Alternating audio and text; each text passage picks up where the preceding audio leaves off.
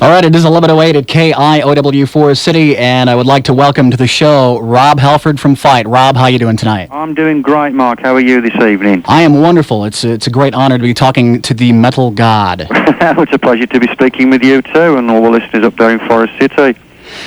Now, I guess the first thing I want to ask you, you're living in Phoenix now, right? Yeah, this has been like a home from home for me, Mark, for almost 12, 13, 14 years now.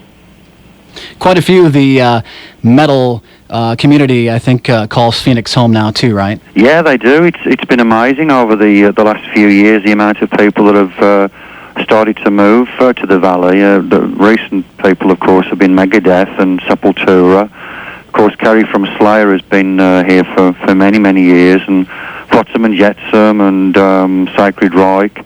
A whole bunch of metal artists have made Phoenix their home. It's a real exciting city for a broad cross-section of rock and roll, and any day of the week you can go to many, many clubs throughout the valley and check out lots of different kinds of bands. In fact, this Wednesday, Flotsam and Jetsam are playing their hometown, and I'm going to go check them out with their new release.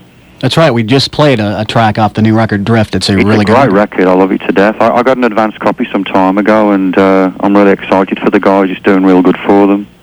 Absolutely. And, of course, you guys, Fight, just have released your second album last week. It's called A Small Deadly Space. That's the one. You bet. And it was great, I tell you. We're all excited about having the opportunity to move ahead and make this second record a real rush for the band. Of course, War of Words was the first release from the band, and we went off on a big world trek and visited a lot of countries and did 3 big tours throughout the US. And due to the success and the support that everybody gave us, we were able to move on to the next step, which was putting together the music for A Small Deadly Space, which was released last Tuesday, I believe. That's right. And I was just going to ask you, because the new record has kind of a totally different vibe to it. I don't know if you concur with that. The guitar tones are different, and so many things are different from what War of Words was. And I don't know how many people have heard the new record so far, just maybe what we've played here on our show. But let's tell our listeners about the differences between the first and second records. Well, obviously the most important thing is to appreciate that the difference between the two is that on War of Words, I was responsible for all of the material that was written. That was because when I took my leave from Priest, I came back here to Phoenix and started to think about what I wanted to do next and how I was going to put this next venture of my musical career together. And I just started writing like a madman, you know. So by the time we got the lineup of the band ready to go, almost 3 years ago now, I guess.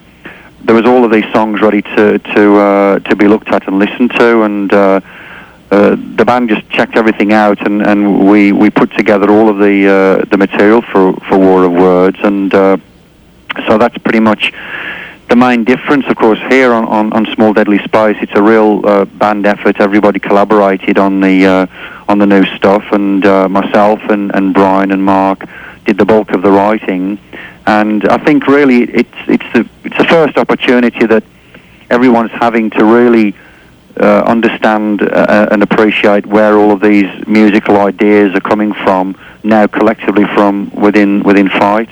And it's probably a better picture, really. I think that by comparison, it still has a lot of strength and a lot of power. It still has a real hardcore metal base there, but the music has developed tremendously, and it's a real, it's not really a simple record to get into. I mean, some music is kind of immediate, and you get into the groove, instantaneously. But the stuff about the material on War of Words is on A Small Deadly Space is that you can't really absorb it all in 1 or 2 goes, Mm-hmm. But that was out of no kind of deliberate attempt by the band. It just turned out that way. We had such a blast here writing the music in Phoenix that it was just a very free-flowing experience writing the songs, and we didn't really give ourselves any kind of premeditated directions or planning. It was just a very natural, progressive event of writing this music. So there's a great difference between the two releases, and again, I feel that's important to try and offer something new and original and fresh each time you have the opportunity to make a new CD. Mm-hmm. Absolutely. And maybe some people know, some don't. You do have a new guitar player, and his name is Mark. And why don't we tell us how you got a hold of him? Well, Russ Parrish, who did tremendous work with us on War of Words, decided to leave the band at the end of the Australian leg of the tour, I think it was. You know, with any new band, you go through the kind of moulding process, the gelling period of coming together, of, you know, getting to know each other musically and on a personal level. And it just so turned out that Russ wasn't happy with where he was at musically, and so that's when he took his leave, and we immediately began a search for a new guitar player. And by that time, my own personal belief, and probably some of Brian's ideas also, was that we wanted to try and beef up the other end of the guitar sound that we got within the band. We wanted a guitar player to come in with you know, a bit more strength and a bit more power, and just more of an overall stronger tone. And Mark Chauncey sent us a videotape and a cassette down to our offices here in Phoenix, along with a load of other people from all over the world. But Mark really stood out, and we contacted him and flew him down and got to meet him and talk, and everything was working real well. So he came in for the Anthrax leg of the tour, which was our third trip through the States, and during that period everything worked out well. And so, of course, the next stage was to you know, move on and start writing material for a Small Deadly Space. So the new player's Mark, and the band looks and sounds now more complete overall, but particularly in the guitar end, it's just a more balanced approach, and it just has really developed a great deal in that area. Fight fans also might want to know that all these bands are taking, I guess, advantage of the internet and so forth, and you now have online access to talk to you guys. That's correct also? Yeah.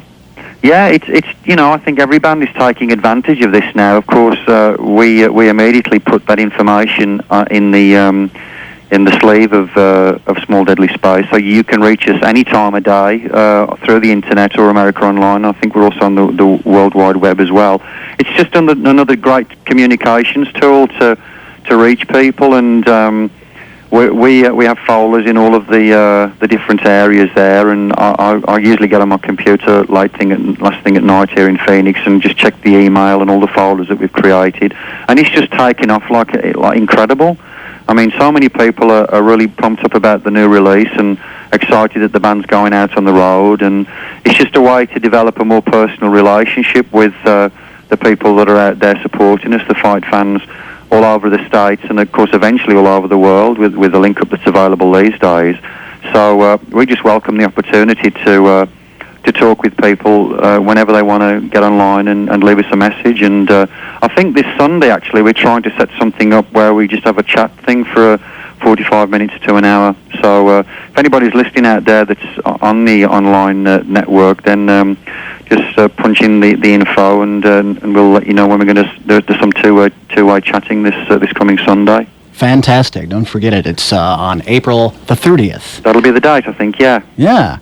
Will there be any possibility of doing remixes like you did, like wound up on the Mutations album, or maybe down the road?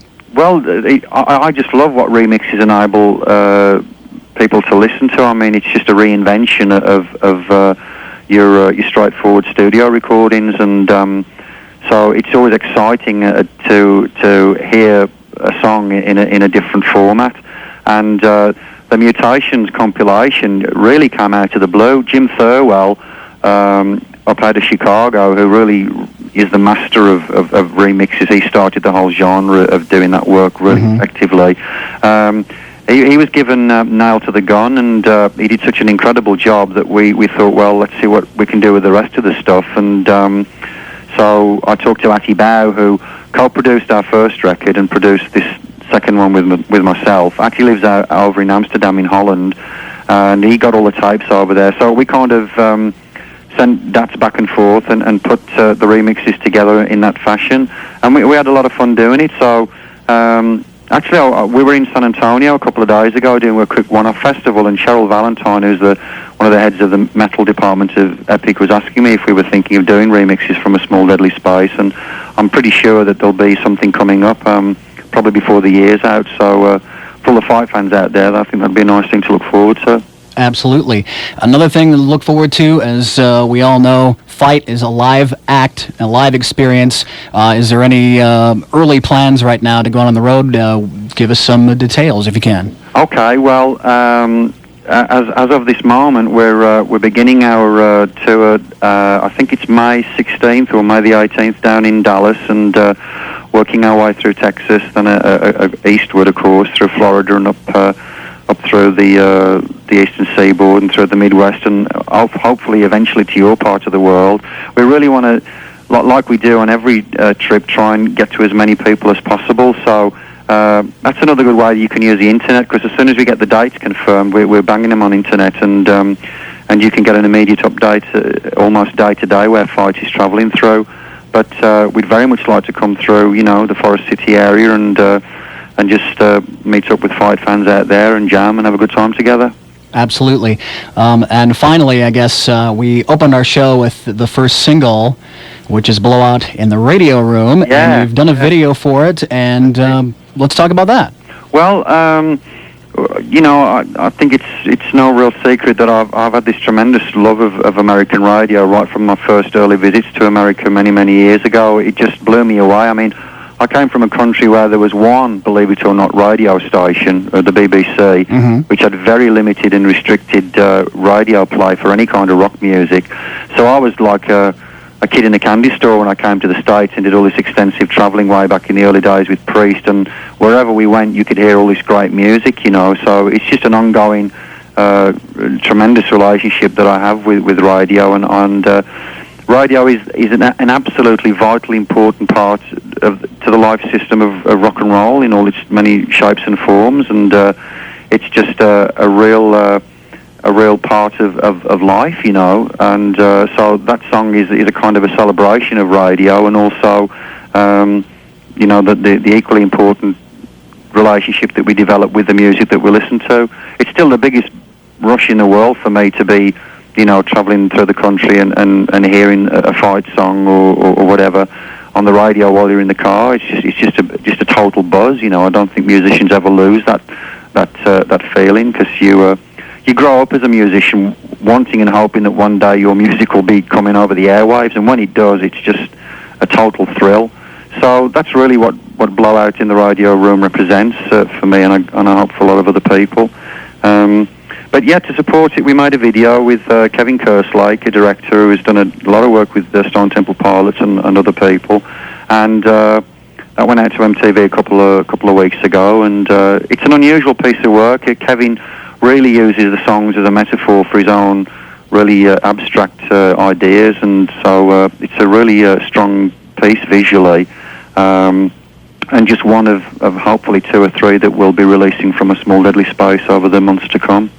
I was just going to ask you, as we're going to lead into the next song, I believe it's the second single, I Am Alive is going to be the next one, I think. That's it, yeah. At the moment, we're planning to go with I Am Alive as the second track, probably sometime in June, and it's another introduction to the music on the record. It's hopefully, I mean, it's a collection of lots of different ideas based on a metal theme. We've still got that real power groove going through every track, but each song is really unique and separate to itself. So I'm Alive is just one of 10 tracks plus that one hidden one. Right. Go Suicide that are available. But it's a great piece of work running back to back. It's a real head trip. A great way to listen to Small Deadly Space is like late at night with your headphones on and just crank it up while you're lying in bed, and it's just a total head trip. All the stereo stuff going down. We had a real good time working in the studio with all of the gadgets that are available, but in its truest sense, it's a very straightforward record. We just spent a lot of time getting good guitar tone and drum tone and bass and so forth, but it's like ear candy. There's a lot of stereo things popping off, and it's just a trip to listen to. All right, would you like to introduce this as we go into I Am Alive, Rob? Yeah, I'd love to. Yeah, well, this is Rob Halford, if you haven't already guessed that by this strange accent. A Fight with Mark Skaars on KOW, and this is I Am Alive.